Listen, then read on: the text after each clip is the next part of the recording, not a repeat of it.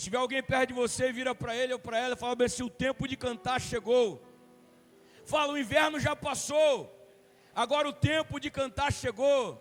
Levanta a sua mão onde você está. Eu quero orar profetizando sobre a sua vida. Senhor Deus e Pai, usa essa palavra essa noite como uma palavra profética sobre nossas vidas. Senhor, que o inverno espiritual possa estar chegando ao fim e que possamos, ó Pai, colher uma nova estação nos céus. Ó Deus, Tu és o nosso amado, nós somos, ó Pai, a Tua igreja, o Teu corpo, a Tua noiva, e pedimos, ó Pai, Santo Espírito de Deus, toma o Teu lugar no meio de nós. Que essa palavra, ó Pai, encontre pouso em cada coração. Que essa palavra coloque dentro de cada coração aquilo que os céus estão, ó Pai, planejando para essa noite. E eu creio, ó Pai, que sairemos daqui, ó Pai, renovados por tudo aquilo que o Senhor, Pai, já está derramando nesse ambiente, no nome santo de Jesus. E a igreja responde amém. Pode deixar a luz mais baixa, deixar o altar aqui aceso para nós. Eu quero, gente, usar essa palavra hoje, fechando esse período todo nosso, até aqui, anunciando essa estação nova. Se você olhar naquele folhetim que a gente deu, falando sobre o jejum, termina com esse versículo.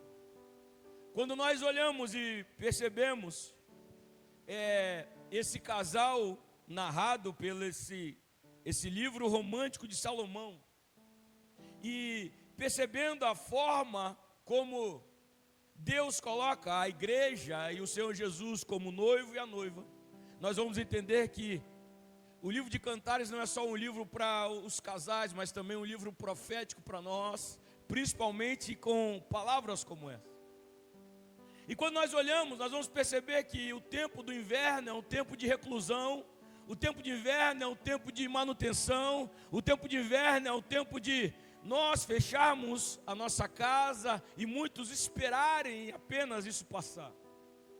E vamos perceber então que uma esperança começa a surgir quando começa a surgir a primavera. Essa semana eu estava vendo alguns depoimentos de brasileiros que foram morar na Europa.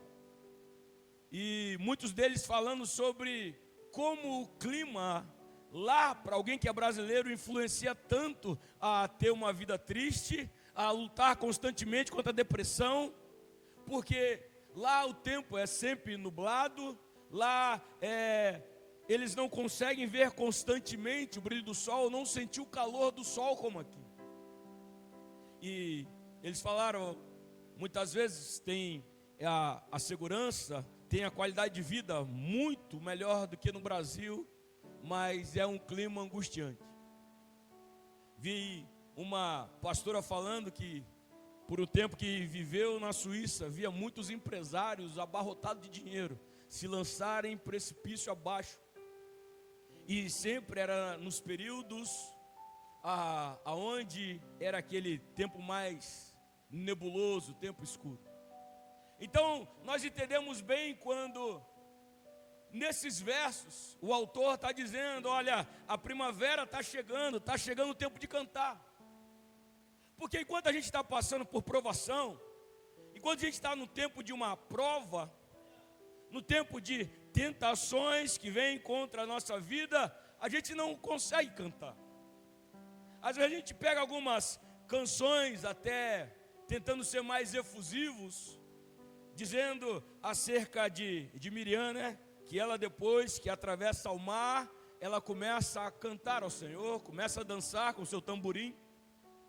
E alguns até falam, até canções tem que antes do mar se abrir, ela deveria cantar. Antes de atravessar o mar, ela já deveria dançar ao Senhor. Mas na verdade é a motivação que a Bíblia traz para nós.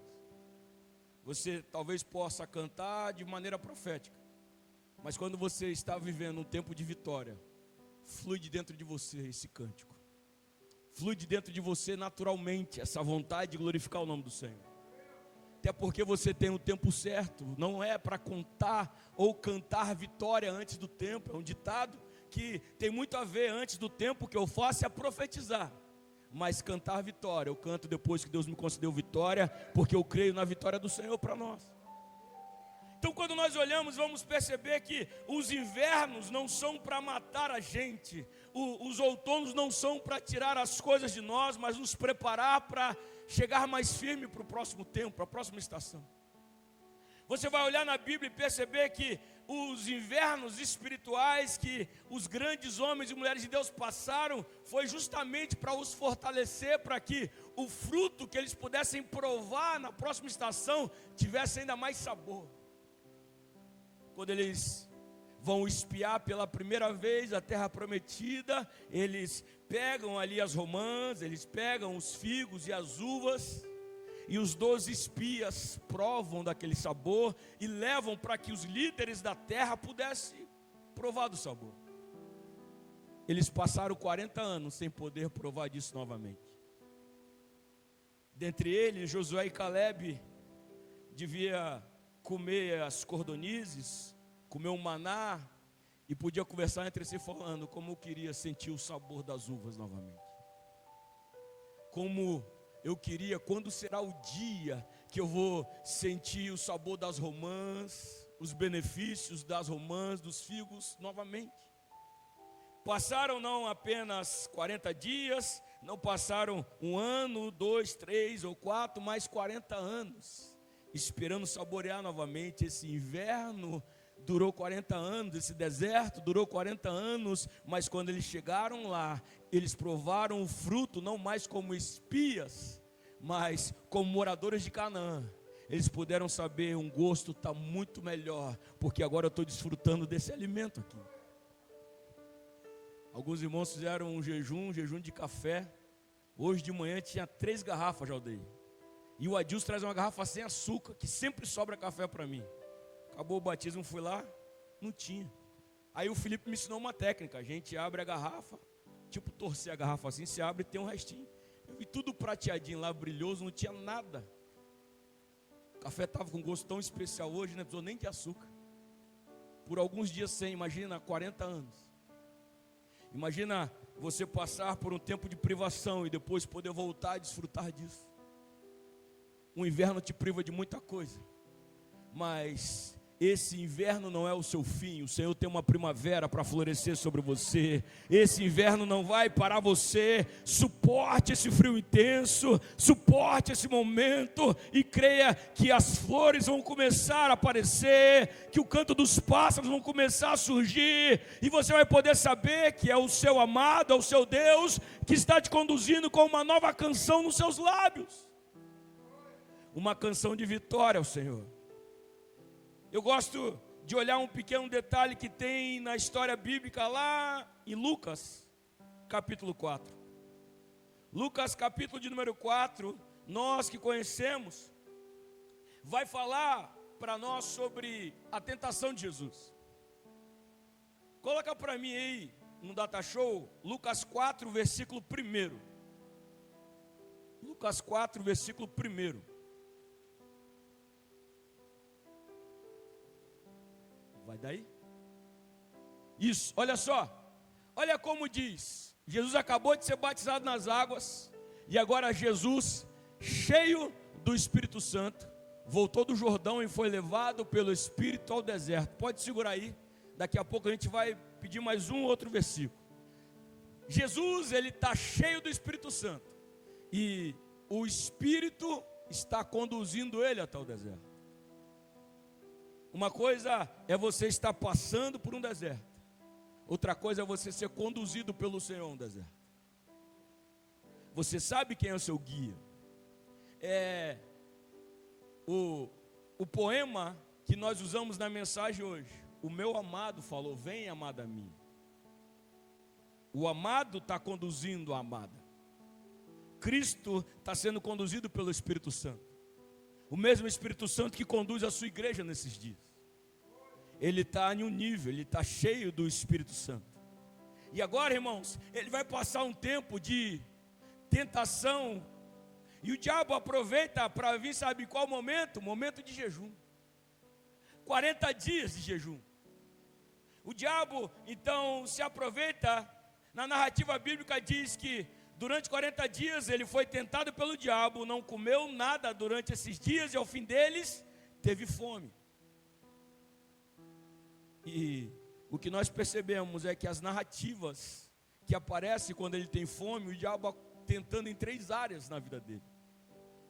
ele não foi tentado apenas no dia 40, ele foi sendo tentado, mas o dia 40, ou pelo menos 3 dessas tentações mostrou para nós. A primeira coisa que nós conhecemos foi que Jesus, quando ele acabou de ser batizado e ele vai sair da água, a pomba pousa sobre ele e ouve-se uma voz dos céus dizendo: este é meu filho amado, a qual tenho prazer, ouçam-o. Alguns ouviram como trovão, outros ouviram a voz, e principalmente Jesus ouviu a voz dizendo que ele era filho de Deus. Aí vem um Satanás, e a primeira coisa que ele faz é: se tu eres filho de Deus. O primeiro lugar que o diabo vai tentar em nossas vidas, irmãos, é tentar tirar de você a convicção que você tem do que Cristo faz por você. A primeira coisa que ele vai tentar tirar de você nesse contra-ataque infernal é tentar tirar de dentro de você aquilo que Deus colocou em você. Mas a boa notícia que eu digo é o seguinte: se ele está tentando contra você, é porque ele já sabe que uma palavra foi liberada ao seu favor, ele já sabe que você está carregando algo poderoso, ele já sabe, ele está cheio do Espírito Santo, então eu preciso de alguma forma tentar extrair isso dele. Mas à medida que ele ia tentando extrair algo de Jesus, o que ele extraía era uma sentença sobre ele, porque quando estamos sendo conduzidos pelo Espírito Santo, pode ficar tranquilo, o mesmo Deus que te leva para o deserto, é o mesmo Deus que já tem um caminho para te tirar desse deserto, o mesmo Deus que te conduziu por esse outono, esse inverno, ele vai triunfar com você na primavera da sua vida. Dúvida, se tu és. Ninguém chamou ele para conversa. Eu gosto de uma frase que diz que ladrões não arrombam casas vazias. E uma coisa mais prática para nós ainda: você não vai ver ninguém jogando pedra em árvore que não dá fruto.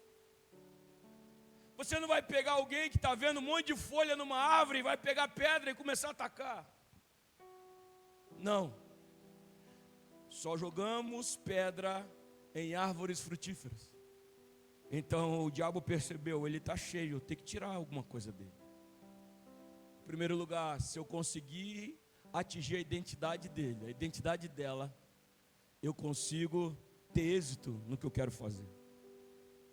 Por isso, nós vivemos um mundo de tantas ideologias, ideologias que matam, ideologias a qual nós não conseguimos suportar os diferentes. O que nós olhamos nessa história, a tentação de Jesus, é o diabo tentando tirar de dentro dele o que o Pai colocou. Mas toda vez que você ouvir a voz do Pai, você vai conseguir discernir rapidamente a voz do inimigo falando perto de você. Alguém que trabalha com contagem de dinheiro, essa pessoa pode trabalhar em um banco, em uma casa lotérica, só ir passando a mão e conferindo as notas. Talvez você já teve essa experiência, quando ela fica na dúvida, não faz isso com todas as notas, quando fica na dúvida, olha, passa a caneta. Por quê? Porque ela está acostumada com a textura das notas, e ela está entendendo o que é verdadeiro ali. Você não discerne o falso só olhando falsos, mas o verdadeiro faz você saber discernir o que é falso na sua vida.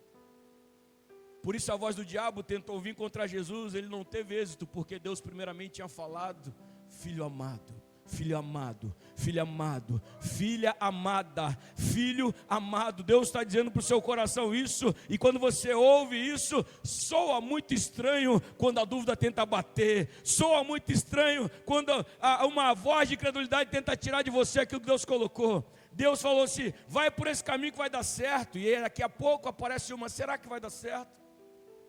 Tente discernir quais são as vozes que falam no seu coração, porque pode ser que o inimigo esteja aproveitando desse inverno, desse deserto, para tentar extrair dentro de você aquilo que Deus já colocou em você. Segundo ponto que eu vejo aqui nessa tentação de Jesus, ele vem para trabalhar na identidade, mas também se aproveitar da fome. Quando a gente caminha com as nossas carências, elas muitas vezes trazem decisões precipitadas para nós. Quando você está tomando as decisões, você vai levar em consideração aquilo que você precisa, aquilo que a sua casa precisa. Muitas vezes você vai tomar decisões precipitadas pelas carências que você vive, pelas necessidades que você vive, pela ansiedade que você vive. E uma coisa que eu aprendi nesses períodos, e principalmente nesse período de jejum, é que quando nós estamos diante do Senhor, e quando nós começamos a fazer essa consagração a Deus, Deus começa a trabalhar até mesmo em nossas carências. A gente começa a aprender a esperar mais em Deus. A gente faz o teste, eu estou precisando disso aqui mesmo, vou esperar 48 horas, para ver se o que eu estou querendo estou ansioso para isso, se eu estou carente querendo isso, ou se é o tempo de Deus para mim. Quando você que tem o seu carro, você está com um tanque cheio, você escolhe o posto para abastecer. Mas se você estiver entrando na reserva e sabe que já está acabando o combustível, qualquer posto você para abastecer, sabe por quê? Porque você tem uma necessidade, não tem mais reserva alguma em você. E muitas vezes nossa vida espiritual é assim. A gente está caminhando sempre na reserva, a gente começa a fazer escolhas pelas reservas vazias que nós vivemos. Os nossos relacionamentos, as carências nos consomem. Eu não consigo mais esperar, não dá mais tempo de esperar, então o que vier para mim é lucro. No Senhor Jesus, quando você tem o Espírito Santo de Deus, que nós entoamos tantas canções aqui na companhia dEle, Ele preenche os vazios do seu interior. Ele não trabalha apenas no seu espiritual, mas Ele, que é o fôlego de vida, o ruach de Deus, Ele tem o poder de tocar em cada área do seu ser, na sua alma, para que você possa estar cada vez mais cheio, cada vez mais cheio, cada vez mais cheio, e assim você não vai aceitar qualquer coisa, irmãos. Está com fome? Transforma aqui a pedra em pão. Você tem um porquê fazer, mas Jesus falou, não vou fazer por mim. A proposta não é eu buscar meu próprio benefício. O diabo tenta também na autoridade, porque o diabo é assim, irmãos. Ele não pode fazer nada para impedir que você avance para o seu destino se você estiver cheio do Espírito Santo. Mas ele vai te dar propostas, conhecendo o que você pode viver, para que você possa pegar um atalho, ao invés de ser conduzido pelo caminho que o Senhor tem para você. Tudo isso eu te darei, se prostrado me adorares. Vou te dar autoridade sobre todos os reinos. A cruz daria essa autoridade a Jesus. Depois de 3 anos, o que Jesus faria na cruz do Calvário, daria essa autoridade, não apenas a reinos físicos, mas reinos espirituais. Jesus é o nome acima de todo nome. Ao nome de Jesus todo joelho se dobra, toda língua confessa que Ele é Senhor e que Ele está acima de tudo e de todos. Gente, mas era 3 anos. E o diabo, vamos resolver logo isso aqui. Eu vou te dar autoridade, pega esse atalho aqui. Se você se prostrar e me adorar, tudo isso eu vou te entregar. Irmãos, para cada uma das tentações, Jesus teve palavra. E Jesus venceu na palavra. Jesus não estava esperando que Deus falasse com ele. Ai, Senhor, eu estou sendo provado, fala comigo uma palavra. Não. Toda a resposta dele, Sônia, toda a resposta dele, Jaldeir, toda a resposta dele, Patrícia, era: está escrito, está escrito, está escrito. Porque com essa palavra, com esse manual, nós podemos vencer qualquer prova, podemos vencer qualquer tentação. O Senhor está conosco. Cada vez que nós verbalizamos essa palavra, nós chamamos o reino para perto, o Espírito Santo para perto, e a gente não se esvazia, nós vamos se enchendo cada vez mais. Pelo menos foi 3 vezes.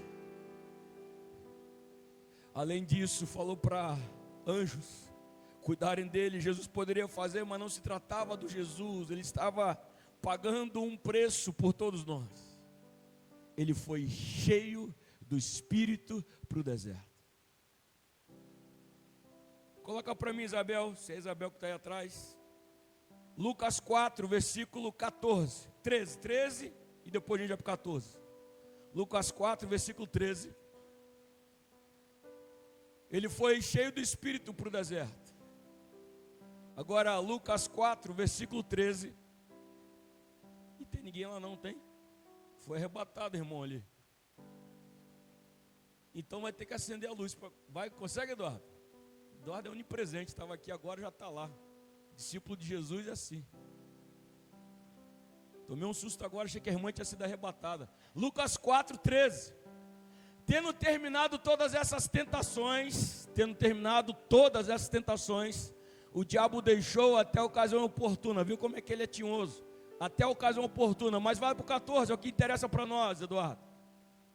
Jesus voltou para a Galileia no poder do Espírito. E por toda aquela região se espalhou a sua fama. Ele foi para o deserto já no nível top, cheio do Espírito.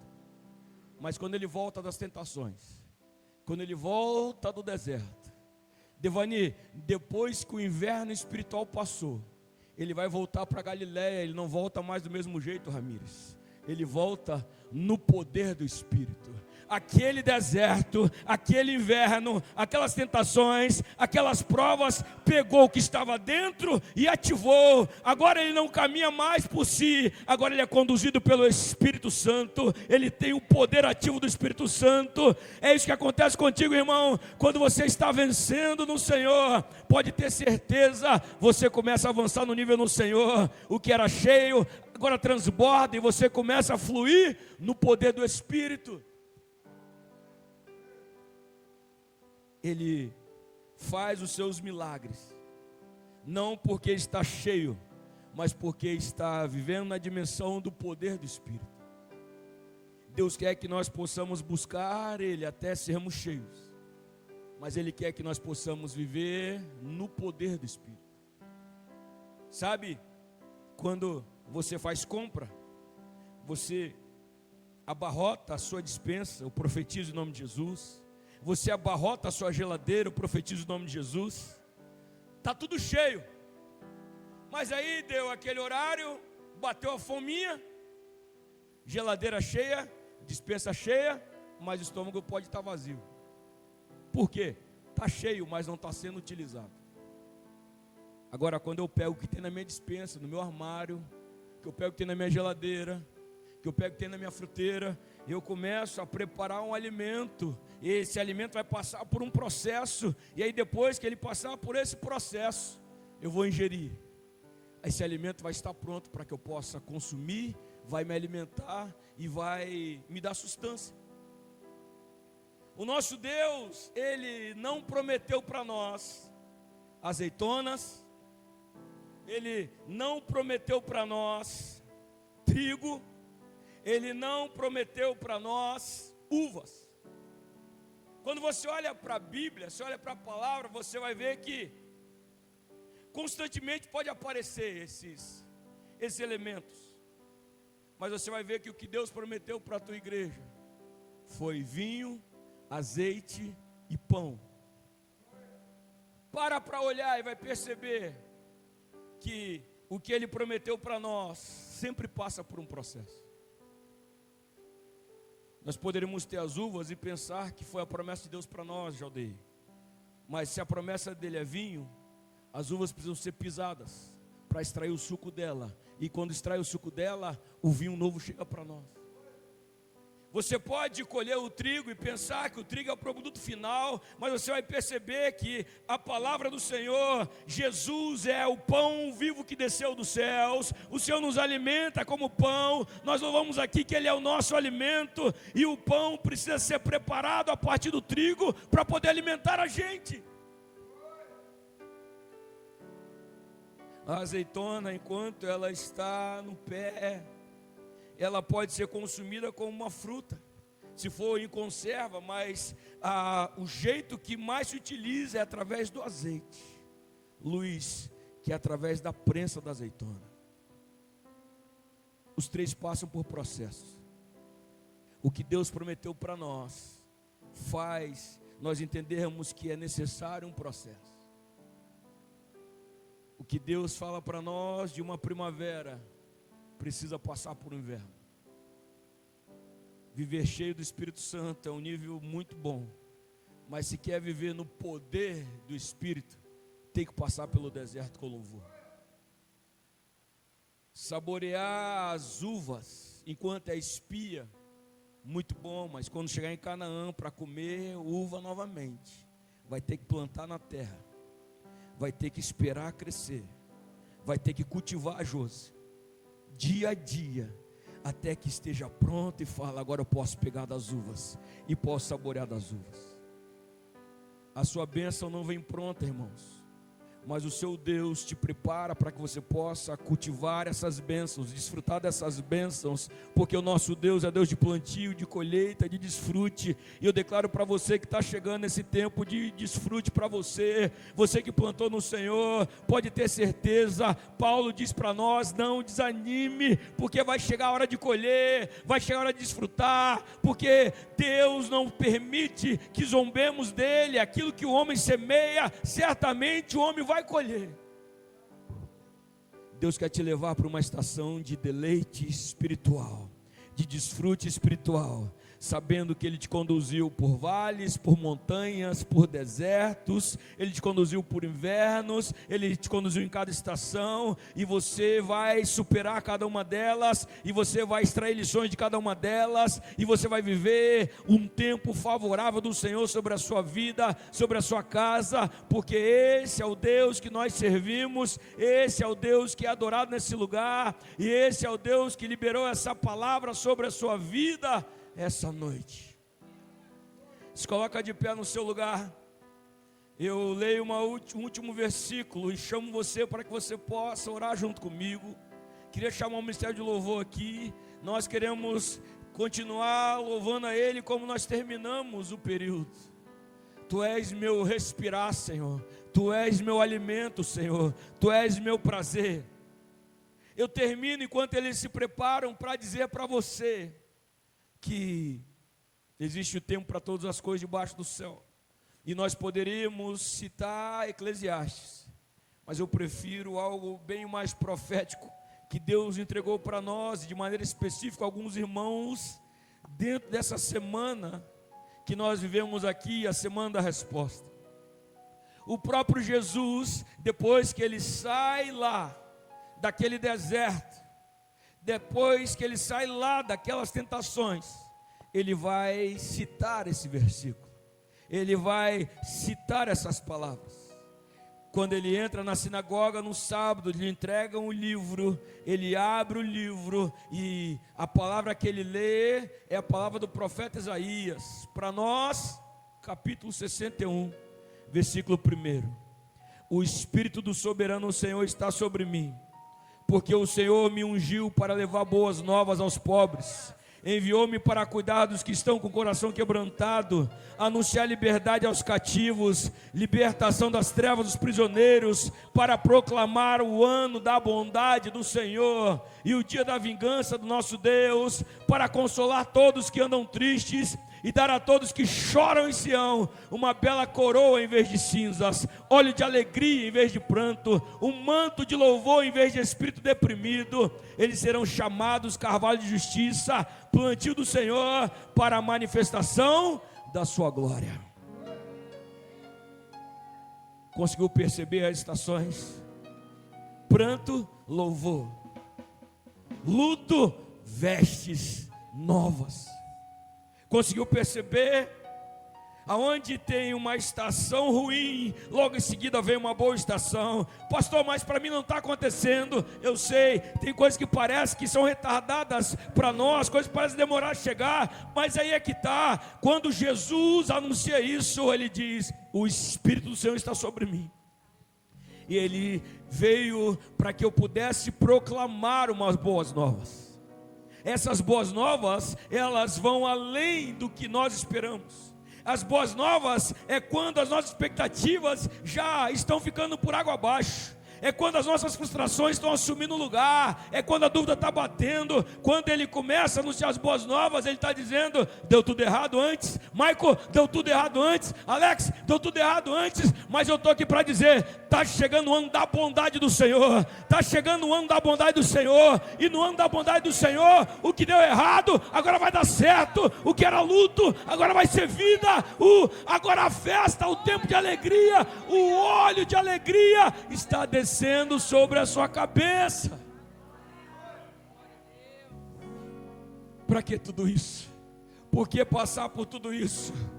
Eles serão chamados carvalho de justiça, eles serão chamados plantio do Senhor. Para quê?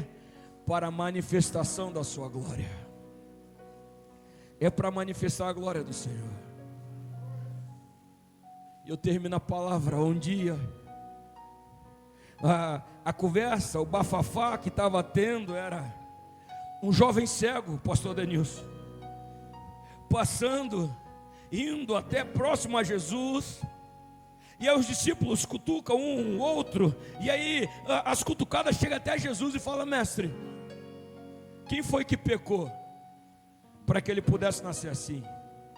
Foi pecado do pai? Foi pecado da mãe? Porque para nascer desse jeito, alguém deve ter pecado. Sabe qual foi a resposta de Jesus? Lá em João 9 você pode ler. Ele fala: nenhum nem outro. Foi para que a glória de Deus fosse manifestada na vida dele. O foco não está no pecado, o foco está na glória.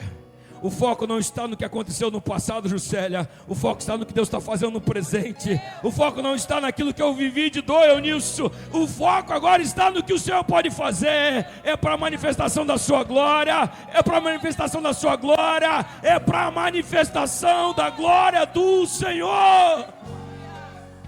Aonde você está, levanta as suas mãos. Aonde você está, levanta as suas mãos. É o seu amado te conduzindo. Um tempo de cantar, um tempo de saborear, esse tempo é chegado, Ele nos conduz. Ora laba canta laba cheira emenda laba. Era laba canta laba chora emenda laba.